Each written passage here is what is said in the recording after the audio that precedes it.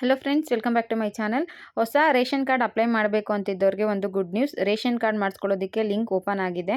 ನಿನ್ನೆ ಕೂಡ ಹೊಸ ರೇಷನ್ ಕಾರ್ಡ್ ಮಾಡಿಸೋದಕ್ಕೆ ಬಿಟ್ಟಿದ್ರು. ಇವತ್ತು ಕೂಡ ಹೊಸ ರೇಷನ್ ಕಾರ್ಡ್ ಯಾರಾದರೂ ಅಪ್ಲೈ ಮಾಡಿಸ್ಕೋಬೇಕು ಅಂದರೆ ಅಂಥವ್ರಿಗೆ ಬಿಟ್ಟಿದ್ದಾರೆ. ಕೇವಲ ಒಂದೇ ದಿನ ನಿಮಗೆ ಕಾಲಾವಕಾಶ ಇರುತ್ತೆ. ಇವತ್ತು ಸಿಕ್ಕಿರೋ ಮಾಹಿತಿ ಪ್ರಕಾರ ಮಧ್ಯಾಹ್ನ 2 ಗಂಟೆಯಿಂದ ಸಂಜೆ 4 ಗಂಟೆವರೆಗೂ ನಿಮಗೆ ಹೊಸ ರೇಷನ್ ಕಾರ್ಡ್ ಮಾಡಿಸ್ಕೊಳ್ಳೋದಕ್ಕೆ ಅವಕಾಶ ಇದೆ. ಮತ್ತು ರೇಷನ್ ಕಾರ್ಡ್ ತಿದ್ದುಪಡಿ ಮಾಡಿಸ್ಕೊಳ್ಳೋದಕ್ಕೆ ಈಗಾಗಲೇ ಲಿಂಕ್ ಓಪನ್ ಆಗಿದೆ. ಬೆಳಗ್ಗೆ 10ರಿಂದ ಸಂಜೆ 6 ಗಂಟೆವರೆಗೂ ಓಪನ್ ಆಗೋ ಚಾನ್ಸಸ್ ಇದೆ. ನಿನ್ನೆ ರಾತ್ರಿ 9 ಗಂಟೆವರೆಗೂ ಇತ್ತು. ನಿನ್ನೆ ರೇಷನ್ ಕಾರ್ಡ್ಗೆ ನಾನು ಕೂಡ ಹೆಸರನ್ನು ಆ್ಯಡ್ ಮಾಡಿಸಿದ್ದೀನಿ. ಸೊ ಧೈರ್ಯವಾಗಿ, ಅಂದರೆ ಸರ್ವರ್ ಇಶ್ಯೂ ಇರುತ್ತೆ, ಅದು ಇದು ಅಂತ ಕಂಪ್ಲೇಂಟ್ಸ್ ಇರುತ್ತೆ ಅಲ್ವಾ, ಹಾಗೇನೂ ಇರೋದಿಲ್ಲ.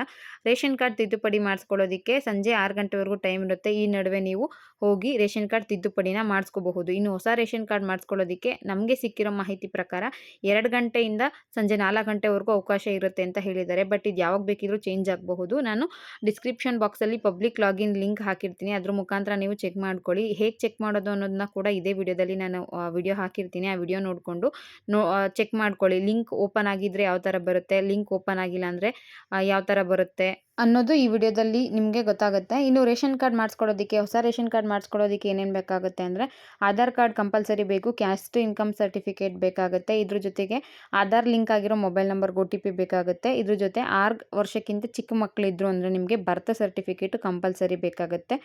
ಕೆಲವು ಕಡೆ ಸ್ಟಡಿ ಸರ್ಟಿಫಿಕೇಟ್ ಏನೋ ಕೇಳ್ತಿದ್ದಾರೆ ಅಂತ ಹೇಳಿದರು. ಇಷ್ಟು ಡಾಕ್ಯುಮೆಂಟ್ಸ್ಗಳು ಬೇಕಾಗುತ್ತೆ. ನೋಡಿ, ವಿಡಿಯೋ ಹಾಕಿರ್ತೀನಿ. ಈ ವಿಡಿಯೋದಲ್ಲಿ ನೀವು ಹೇಗೆ ಚೆಕ್ ಮಾಡ್ಕೋಬೋದು ಅಂತ ಈಗ ನೋಡಿ. ಡಿಸ್ಕ್ರಿಪ್ಷನ್ ಬಾಕ್ಸಲ್ಲಿ ಲಿಂಕ್ ಹಾಕಿರ್ತೀನಿ. ಆ ಲಿಂಕ್ ಮುಖಾಂತರ ನೀವು ಚೆಕ್ ಮಾಡ್ಕೋಬಹುದು.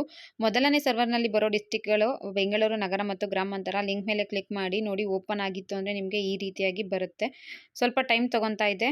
ನೋಡಿ, ಈ ಥರ ಬರುತ್ತೆ. ಇದರಲ್ಲಿ ಯೂಸರ್ ನೇಮ್ ಮತ್ತು ಪಾಸ್ವರ್ಡ್ ಕೇಳುತ್ತೆ.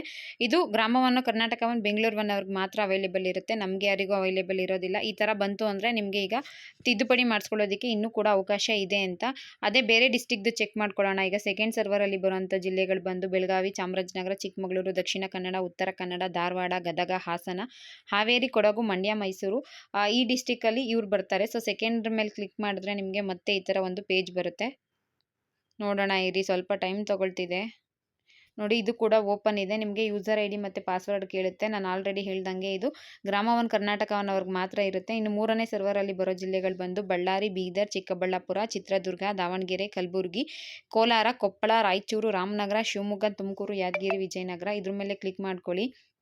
ನಿಮಗೆ ಓಪನ್ ಇತ್ತು ಅಂದರೆ ಈ ರೀತಿಯಾಗಿ ಬರುತ್ತೆ. ಪ್ರಸ್ತುತವಾಗಿ ಎಲ್ಲ ಡಿಸ್ಟಿಕ್ವರೆಗೂ ಓಪನ್ ಇದೆ. ಬೆಳಗ್ಗೆ 10ರಿಂದ ಸಂಜೆ 6 ಗಂಟೆವರೆಗೂ ಓಪನ್ ಇರುತ್ತೆ ಅನ್ನೋ ಮಾಹಿತಿ ಸಿಕ್ಕಿದೆ ತಿದ್ದುಪಡಿ ಮಾಡಿಸ್ಕೊಳ್ಳೋದಕ್ಕೆ. ಇನ್ನು ಹೊಸ ರೇಷನ್ ಕಾರ್ಡ್ ಮಾಡಿಸ್ಕೊಳ್ಳೋದಕ್ಕೆ ನಾನು ಆಲ್ರೆಡಿ ಹೇಳ್ದಂಗೆ 2 ಗಂಟೆಯಿಂದ 4 ಗಂಟೆವರೆಗೂ ಅವಕಾಶ ಸಿಗುತ್ತೆ ಅನ್ನೋ ಮಾಹಿತಿ ಸಿಕ್ಕಿದೆ. ಅದ್ರ ಲಿಂಕ್ ಕೂಡ ನಾನು ಇದರಲ್ಲಿ ಹಾಕಿರ್ತೀನಿ. ಹೊಸ ರೇಷನ್ ಕಾರ್ಡ್ ಅರ್ಜಿ ಸಲ್ಲಿಸುವ ಪಬ್ಲಿಕ್ ಲಾಗಿನ್ ಲಿಂಕ್ ಅಂತ.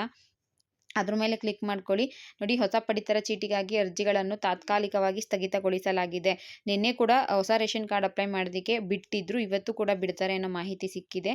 2 ಗಂಟೆಯಿಂದ 4 ಗಂಟೆವರೆಗೂ ಓಪನ್ ಇರುತ್ತೆ. ಆ ಟೈಮಲ್ಲಿ ನೀವು ಚೆಕ್ ಮಾಡ್ಕೊತಾ ಇರಿ. ನಿಮ್ಗೇನಾದರೂ ಓಪನ್ ಇತ್ತು ಅಂದರೆ ಇಮಿಡಿಯೇಟ್ ನಿಮ್ಮ ಹತ್ತಿರದ ಗ್ರಾಮವನ್ನಾಗಿರಬಹುದು, ಕರ್ನಾಟಕವನ್ನು, ಬೆಂಗಳೂರುಗಳನ್ನು ಕಾಂಟ್ಯಾಕ್ಟ್ ಮಾಡಿ ಅಲ್ಲಿ ಹೊಸ ರೇಷನ್ ಕಾರ್ಡ್ಗೆ ಅಪ್ಲೈ ಮಾಡಿಸ್ಕೊಳ್ಳಿ.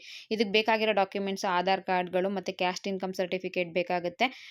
ನಿಮ್ಮದು ಆಧಾರ್ ಕಾರ್ಡ್ ಲಿಂಕ್ ಆಗಿರೋ ಮೊಬೈಲ್ ನಂಬರ್ಗೆ OTP ಹೋಗುತ್ತೆ. 6 ವರ್ಷದಿಂದ ಕೆಳಗಡೆ ಮಕ್ಕಳು, 6 ವರ್ಷಕ್ಕಿಂತ ಕೆಳಗಡೆ ಮಕ್ಕಳಿದ್ರು ಅಂದರೆ, 6 ವರ್ಷಕ್ಕಿಂತ ಚಿಕ್ಕ ಮಕ್ಕಳು ಇದ್ದರು ಅಂದರೆ ಅವ್ರಿಗೆ ಬರ್ತ್ ಸರ್ಟಿಫಿಕೇಟು ಕಂಪಲ್ಸರಿ ಬೇಕಾಗುತ್ತೆ. ಕ್ಯಾಸ್ಟ್ ಇನ್ಕಮ್ ಇಲ್ಲ ಅಂದರೆ ನಿಜವಾಗ್ಲೂ ಯಾವುದೇ ಕಾರಣಕ್ಕೂ ಮಾಡಿಕೊಡೋದಿಲ್ಲ. ಈ ಡಾಕ್ಯುಮೆಂಟ್ಸ್ನ ತೊಗೊಂಡು ಹೋಗಿ ನೀವು ರೇಷನ್ ಕಾರ್ಡ್ಗೆ ಅಪ್ಲೈನ ಮಾಡ್ಕೋಬಹುದು. ಕೆಲವು ಸಲ ಇವತ್ತು ಬಿಟ್ಟಿರೋದ್ರಿಂದ ನೋಡಿ, ಇಷ್ಟು ದಿನ ತಿದ್ದುಪಡಿಗೆ ಮಾತ್ರ ಅವಕಾಶ ಕಲ್ಪಿಸಿದ್ರು. ಸೊ ಸರ್ವರ್ ಇಶ್ಯೂ ಅಷ್ಟೊಂದೇನು ಆಗ್ತಾ ಇರಲಿಲ್ಲ. ನಿನ್ನೆ ಕೂಡ ನಾನು ನನ್ನ ನೇಮ್ನ ಆ್ಯಡ್ ಮಾಡಿಸ್ದೆ ನನ್ನ ಹಸ್ಬೆಂಡ್ ಮನೆಗೆ. ಸಂಜೆ ಫುಲ್ಲು ಫ್ರೀ ಇತ್ತು, ಮಾಡಿಕೊಟ್ರು. ರಾತ್ರಿ 9 ಗಂಟೆಗೇನೋ ಮಾಡಿಕೊಟ್ರು. ಬಟ್ ಈಗ ತುಂಬ ಕಡೆ ಇನ್ಫಾರ್ಮೇಷನ್ ಹೋಗಿರುತ್ತೆ ಹೊಸ ರೇಷನ್ ಕಾರ್ಡ್ ಅಪ್ಲೈ ಮಾಡೋದಕ್ಕೆ ಬಿಟ್ಟಿದ್ದಾರೆ ಅಂತ. ಜನ ಜಾಸ್ತಿ ಆದರು ಅಂದರೆ ನಿಮಗೆ ಸರ್ವರ್ ಸ್ವಲ್ಪ ಪ್ರಾಬ್ಲಮ್ ಆಗಬಹುದು. ಸೊ ಹೋಗೋಕ್ಕಿಂತ ಮುಂಚೆ ಒಂದ್ಸಲ ತಿಳ್ಕೊಂಡು ಹೋಗಿ ಬರಬಹುದಾ ಈಗ ಓಪನ್ ಇದೆಯಾ ಅಂತ. ಮತ್ತು ಈ ಪಬ್ಲಿಕ್ ಲಾಗಿನ್ ಮುಖಾಂತರ ಓಪನ್ ಇದೆಯೋ ಇಲ್ವೋ ಅನ್ನೋದು ನೀವು ಕೂಡ ಒಂದ್ಸಲ ಕನ್ಫರ್ಮ್ ಮಾಡಿಕೊಂಡು ಹೋಗಿ. ಇದಕ್ಕೆ ಅಮೌಂಟ್ ಬಂದು ನನಗೆ ರೇಷನ್ ಕಾರ್ಡ್ ತಿದ್ದುಪಡಿ ಮಾಡಿಸ್ಕೊಳ್ಳೋದಕ್ಕೆ, ನೇಮ್ ಆ್ಯಡ್ ಮಾಡಿಸೋದಕ್ಕೆ ಒಬ್ಬರಿಗೆ 100 ರೂಪಾಯಿ ಅಂತ ತೊಗೋತಾರೆ ಕೆಲವರು ಏನು ಮಾಡಿದ್ರು ಅಂದರೆ ನಮಗೆ ಮಾಡಿಸಿದವರು ರೇಷನ್ ಕಾರ್ಡ್ ನೇಮ್ ಆ್ಯಡ್ ಮಾಡೋದಕ್ಕೆ 100 ಮತ್ತು ಅದನ್ನು ಅಪ್ರೂವ್ ಮಾಡಿಸಿ ತಿರುಗಿ ರೇಷನ್ ಕಾರ್ಡ್ ಕೂಡ ನಾವೇ ಕೊಡ್ತೀವಿ ಅಂತ ಇಬ್ಬರಿಂದ ಸೇರಿ 600 ರೂಪಾಯಿ ಅಮೌಂಟ್ ತೊಗೊಂಡ್ರು. ಸೊ ನಿಮ್ಮ ಕಡೆ ಎಷ್ಟು ಅಮೌಂಟ್ ತೊಗೊತಾರೆ ಅನ್ನೋದನ್ನ ನನಗೆ ಕಮೆಂಟ್ ಮಾಡಿ ತಿಳಿಸಿ. ಇಷ್ಟು ಅಮೌಂಟ್ ತೊಗೊಂಡ್ರು ನಮಗೆ ರೇಷನ್ ಕಾರ್ಡ್ ತಿದ್ದುಪಡಿಗೆ ಅಂತ. ಮತ್ತು ಹೊಸ ರೇಷನ್ ಕಾರ್ಡ್ ಮಾಡಿಸ್ಕೊಳ್ಳೋದಕ್ಕೆ ಎಷ್ಟು ತೊಗೊಂಡ್ರು ಅನ್ನೋದನ್ನು ಕೂಡ ಕಮೆಂಟ್ ಮಾಡಿ. ಬೇರೆ ಯಾರಿಗಾದರೂ ಹೆಲ್ಪ್ ಆಗಬಹುದು. ಇದಿಷ್ಟು ರೇಷನ್ ಕಾರ್ಡ್ ತಿದ್ದುಪಡಿಗೆ ಮತ್ತು ಹೊಸ ರೇಷನ್ ಕಾರ್ಡ್ ಅಪ್ಲೈ ಮಾಡೋದಕ್ಕೆ ಬಿಟ್ಟಿರೋದ್ರ ಬಗ್ಗೆ ಮಾಹಿತಿ. ವಿಡಿಯೋ ಇಷ್ಟ ಆಗಿತ್ತು ಅಂದರೆ ಒಂದು ಲೈಕ್ ಮಾಡಿ, ಶೇರ್ ಮಾಡಿ, ಮಿಸ್ ಮಾಡದೆ ಸಬ್ಸ್ಕ್ರೈಬ್ ಮಾಡ್ಕೊಳ್ಳಿ. Thank you for watching friends.